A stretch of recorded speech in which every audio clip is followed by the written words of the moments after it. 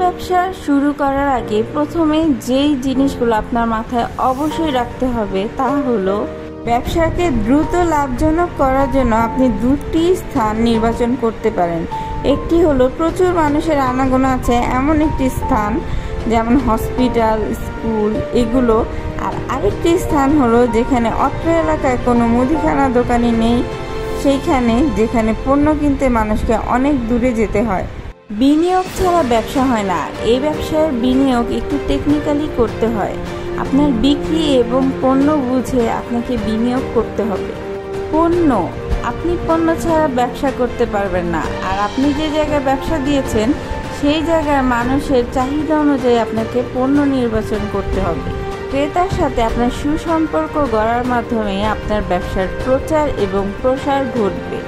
তাই কিছু কিছু ক্ষেত্রে তাদের কিছু ডিসকাউন্ট দিয়ে বিভিন্ন কলা কৌশলে তাদের মন জোগানোর চেষ্টা করতে হবে।